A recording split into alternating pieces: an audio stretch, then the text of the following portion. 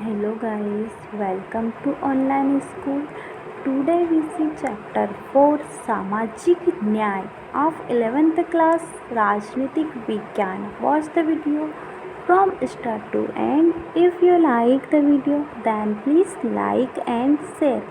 आइए हम चैप्टर 4 सामाजिक न्याय के क्वेश्चन आंसर देखेंगे. ठीक है.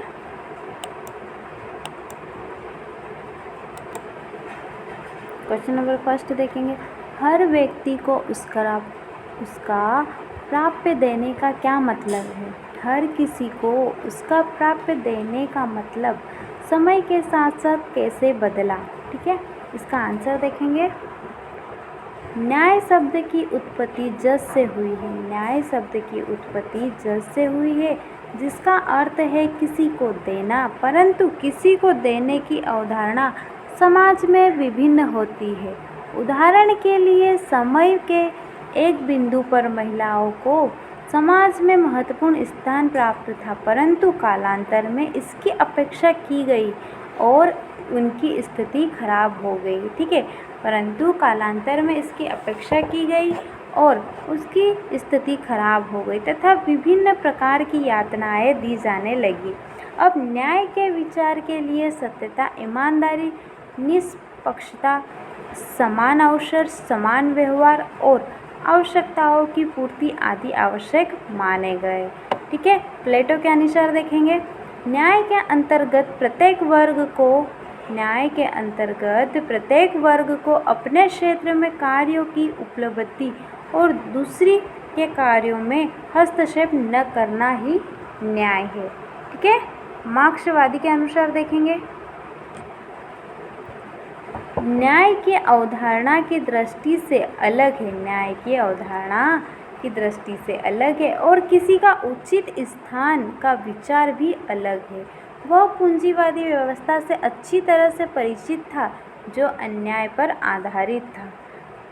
इसीलिए उसने न्याय की अलग आवश्यकताएं बताई है. ठीक है. इसीलिए उसने न्याय की अलग अलग आवश्यकताएं बताई. उसने अपने न्याय की योजना में सुझाव दिया कि उत्पादन के साधनों और वितरण पर सामूहिक स्वामित्व होना चाहिए. इसी के साथ प्रत्येक व्यक्ति की मूल आवश्यकताओं को पूर्ति होनी चाहिए. ठीक है. वर्तमान में न्याय की अवधारणा में कुछ तथ्यों का समावेश हो गया है. वर्तमान में न्याय के अवधारणाओं में कुछ तथ्यों का समावेश हो गया. आज न्याय केवल सामाजिक आर्थिक पक्ष की व्याख्या करता है. आज न्याय केवल सामाजिक आर्थिक पक्ष की व्याख्या करता है, बल्कि नैतिक, मनोवैज्ञानिक, आत्मिक और मानववादी पक्ष की व्याख्या करता है. ठीक है. नेक्स्ट क्वेश्चन देखेंगे. Question number 2. अध्याय में दिए गए न्याय के 3 सिद्धांतों की संक्षेप में चर्चा करो. प्रत्येक को उदाहरण के साथ समझाओ. ठीक है. अध्याय में दिए गए न्याय के 3 सिद्धांतों की संक्षेप में चर्चा करें और प्रत्येक को उदाहरण के साथ समझाइए. ठीक है. इसका आंसर देखेंगे. विभिन्न प्रकार के न्याय अनेक सिद्धांत उनके अनुसार बताए गए हैं जो निम्नलिखित है. ठीक है. फर्स्ट नंबर पर देखेंगे. समान के लिए समान व्यवहार. समान के लिए समान व्यवहार. ठीक है. समान के लिए समान व्यवहार अति महत्वपूर्ण और आवश्यक माना जाता है. समान के लिए समान व्यवहार अति महत्वपूर्ण और आवश्यक माना जाता है. यह अपेक्षा स्वीकार किया जाता है कि व्यक्ति कुछ विशेषताएं मानव जाति के रूप में दिखाता है. व्यक्ति कुछ विशेषताएं मानव जाति के रूप में दिखाता है. इसीलिए प्रत्येक समान दशाओं में समान व्यवहार कायम करता है. अधिकांश क्षेत्रों में जिसमें हम समानता के व्यवहार की आशा करते हैं ये निम्नलिखित है, जैसे कि नागरिक अधिकार, सामाजिक अधिकार और राजनीतिक अधिकार. ठीक है. समान के लिए समान व्यवहार का एक अन्य पहलू यह है कि वर्ग, जाति या लिंग के आधार पर किसी प्रकार का भेदभाव नहीं होना चाहिए. ठीक है. वर्ग, जाति या लिंग के आधार पर किसी भी प्रकार का भेदभाव नहीं होना चाहिए. प्रत्येक व्यक्ति को उसके प्रतिभा और कौशल के कार्य पर मूल्यांकन करना चाहिए। ठीक है, फर्स्ट पॉइंट देखेंगे अनुपातिक न्याय। अनुपातिक न्याय से तात्पर्य यह है कि लोगों को वेतन और गुण में एक अनुपात होना चाहिए। लोगों को गुण और वेतन में एक अनुपात होना चाहिए। कर्तव्य और पुरस्कार का निर्धारण करना चाहिए और परिभाषित करना चाहिए। वास्तविक न्याय के लिए आधुनिक समाज में समान व्यवहार का सिद्धांत अनुपातिक सिद्धांत से संतुलित करने की आवश्यकता है। ठीक है, नेक्स्ट सेकंड पॉइंट देखेंगे विशेष आवश्यकता की पहचान।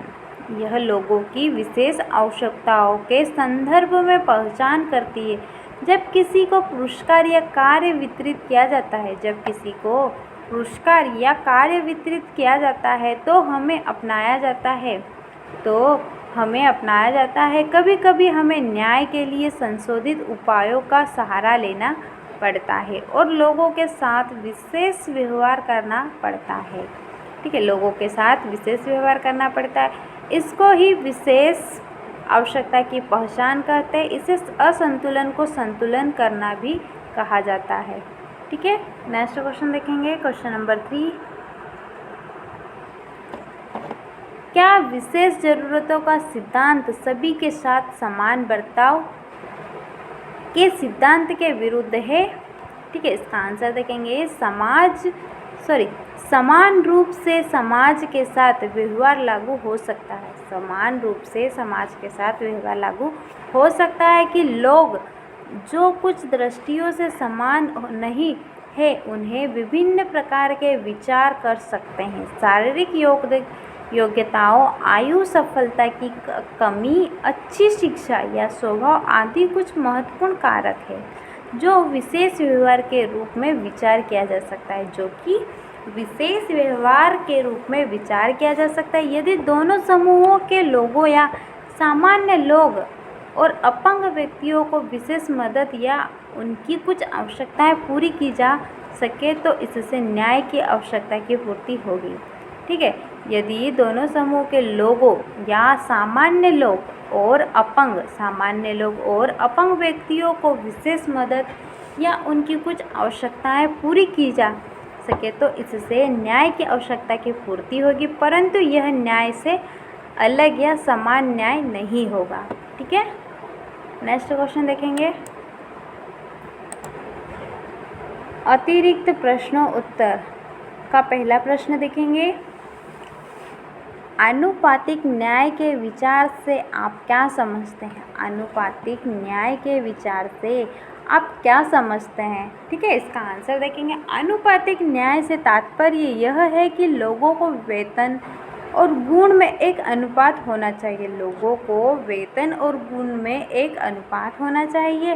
कर्तव्य और पुरस्कार का निर्धारण करना चाहिए और परिभाषित करना चाहिए। वास्तविक न्याय के लिए आधुनिक समाज में समान व्यवहार का सिद्धांत अनुपातिक सिद्धांत से संतुलित करने की आवश्यकता है। ठीक है, नेक्स्ट क्वेश्चन देखेंगे, क्वेश्चन नंबर 2। न्याय का अर्थ क्या है?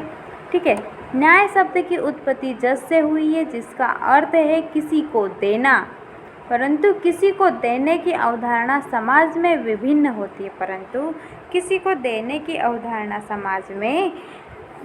होती है। उदाहरण के लिए समय के एक बिंदु पर महिलाओं को समाज में महत्वपूर्ण स्थान प्राप्त था, परंतु कालांतर में इसकी अपेक्षा की गई और उनकी स्थिति खराब हो गई तथा विभिन्न प्रकार की यातनाएं दी जाने लगी। अब न्याय के विचार के लिए सत्यता, ईमानदारी, निष्पक्षता, समान अवसर, समान व्यवहार और आवश्यकताओं की पूर्ति आदि आवश्यक माने गए हैं। ठीक है,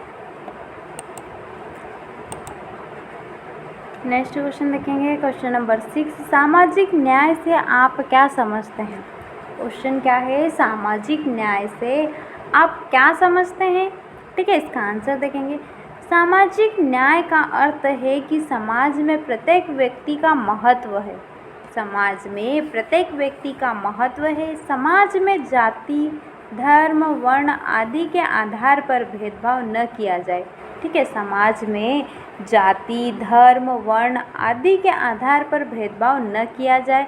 दास प्रथा के समय दासों को अन्य नागरिकों से है समझा जाता था। दास प्रथा के समय दासों को अन्य नागरिकों से है समझा जाता था। भारत में लंबे समय तक अछूतों को समाज का उपेक्षित अंग समझा जाता था। विश्व के अनेक भागों में अब भी समाज में स्त्रियों की स्थिति पुरुषों के समान नन्हे है। ये सब सामाजिक अन्याय की स्थिरता है। ठीक है, ये सब सामाजिक अन्याय की स्थिरता है। सामाजिक न्याय का स्थिति में सबको समाज में उचित स्थान होता है। सामाजिक न्याय का स्थिति में सबका समाज में उचित स्थान होता है। ठीक है, नेक्स्ट क्वेश्चन देखेंगे, क्वेश्चन नंबर 7। भारतीय संविधान कुछ प्रावधानों का विवरण दीजिए जिनका उद्देश्य सामाजिक न्याय का निर्माण है। ठीक है, भारतीय संविधान कुछ प्रावधानों का विवरण दीजिए जिनका उद्देश्य सामाजिक न्याय का निर्माण है। ठीक है, इसका आंसर देखेंगे। भारतीय संविधान निर्माताओं ने सामाजिक न्याय को बढ़ावा देने के लिए निम्नलिखित प्रावधानों की व्यवस्था की है। ठीक है, फर्स्ट नंबर पे देखेंगे मूल अधिकार, सेकंड नंबर पे है रोजगार, शिक्षा, संस्थाओं और वैधानिक संस्थाओं, संसद और विधानसभाओं में आरक्षण का प्रावधान।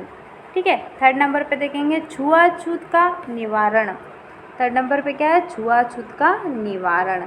ठीक है, फोर्थ नंबर पे देखेंगे राजनीतिक के नीति निर्देशक सिद्धांत। राजनीतिक के नीति निर्देशक सिद्धांत। ठीक है, नेक्स्ट क्वेश्चन देखेंगे, question number 8। Doctor B R. Ambedkar के अनुसार एक आदर्श समाज की क्या स्थिति थी? ठीक है, इसका आंसर देखेंगे। Doctor B R. अम्बेडकर के अनुसार एक आदर्श समाज वह है जिसमें उच्च और निम्न दृष्टिकोण आपस में मिल जाते हैं। ठीक है, जिसमें उच्च और निम्न दृष्टिकोण आपस में मिल जाते हैं और एक नए मिश्रित समाज का निर्माण होता है। ठीक है, नेक्स्ट देखेंगे क्वेश्चन नंबर 9। विशेष जरूरतों का सिद्धांत सभी के साथ समान बर्ताव के सिद्धांत के विरुद्ध है। विशेष जरूरतों का सिद्धांत सभी के साथ समान बर्ताव के सिद्धांत के विरुद्ध है। कैसे समझाएं? ठीक है, इसका आंसर देखेंगे। समान रूप से समाज के साथ व्यवहार लागू हो सकता है। समान रूप से समाज के साथ व्यवहार लागू हो सकता है कि लोग जो कुछ दृष्टियों से समान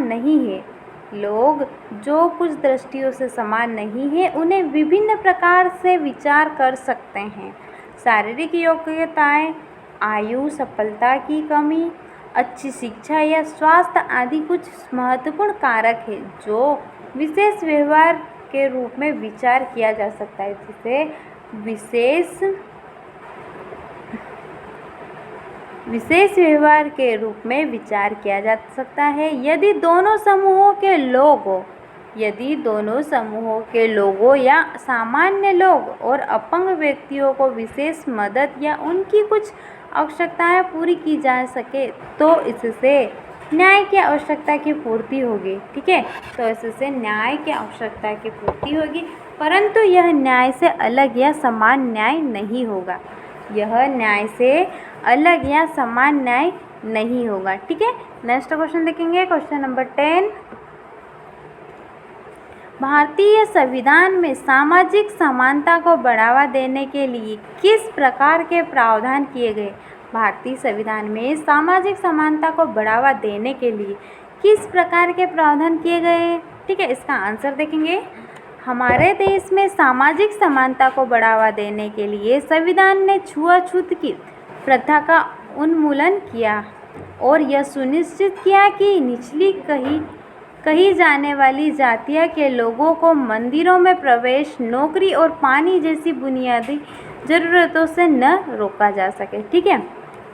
लोगों को मंदिरों में प्रवेश, नौकरी और पानी जैसी बुनियादी ज़रूरतों से न रोका जा सके। ठीक है।